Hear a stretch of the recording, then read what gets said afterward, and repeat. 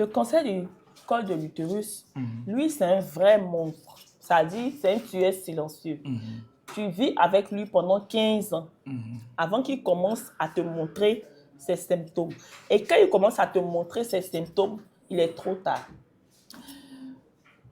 Ce qu'il faut savoir, c'est que le cancer du col de l'utérus se transmet par le papillomavirus. Le papillomavirus, c'est quoi? C'est un virus qui se transmet par voie sexuelle. Donc, il y a des facteurs favorisants. Mais souvent, il y a la désinformation aussi. Certains disent que ce sont les secrets, d'autres disent que ce sont les produits. Ça veut dire les secrets qui les vendent place. D'autres disent que ce sont les produits, d'autres disent que c'est qu'une magie. C'est rien de tout ça.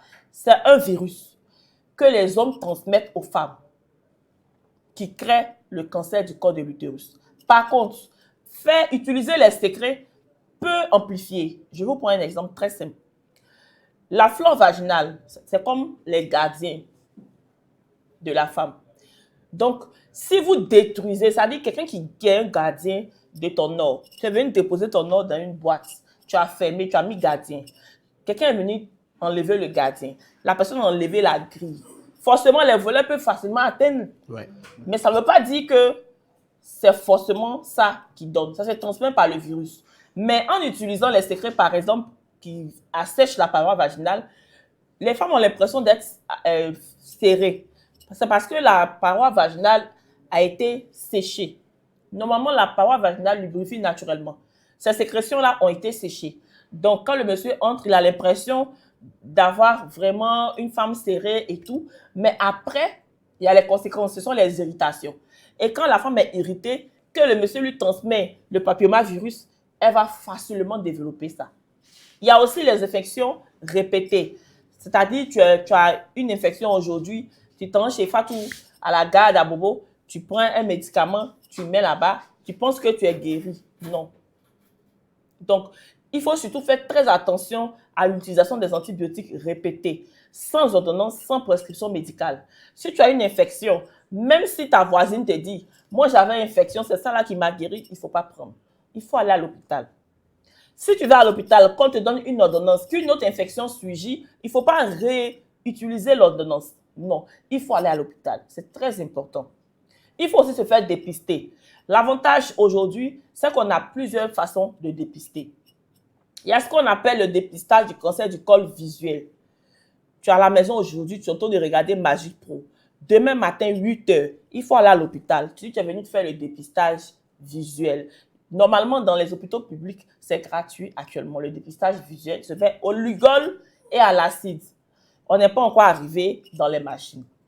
Quand tu vas à l'hôpital, la sage-femme de ton quartier peut faire ton dépistage si elle a le matériel. Le dépistage se fait en 5 minutes. Je dis bien 5 minutes et le résultat est visible en 5 minutes. Ce dépistage va te situer. Parfois, ça peut être positif, mais ne pas être le cancer. Ça peut être une infection que tu as mal traitée justement, qui est en train de gangréner. Ça peut être aussi une mauvaise passe, une infection qui est présente et qui est beaucoup récalcitrante. On peut te traiter ou bien on peut te référer dans un centre plus approprié.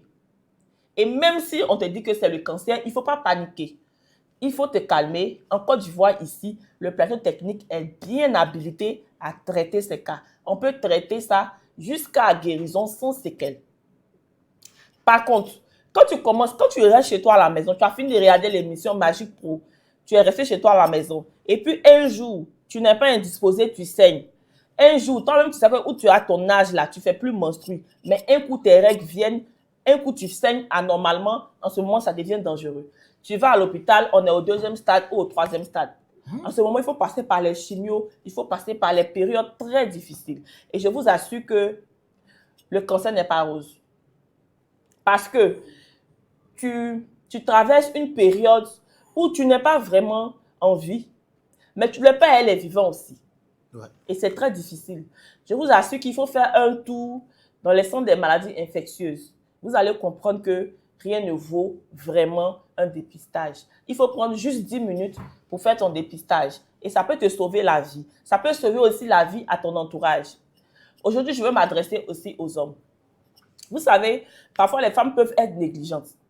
Mais vous, sachez qu'une fois que le cancer entre dans votre vie, Rien, je dis bien, plus rien ne devient comme pareil. Plus rien n'est pareil. Tout change. Le cancer du sein, le cancer du col de l'utérus, ça divise les familles. Parce que les hommes ont du mal à supporter. C'est pour ça, dès aujourd'hui, il faut dire à votre femme, à votre fille, à votre mère, à votre belle-mère de faire. Parce que le cancer détruit tout sur son passage. L'argent, ça ne va pas rester. Le temps, vous en aurez besoin. De la psychiatrie, vous en aurez besoin. Parce que parfois, les malades du cancer lâchent prise. Ils sont fatigués. Les parents sont fatigués. Tout le monde est fatigué. Donc, il faut faire très attention. C'est rare.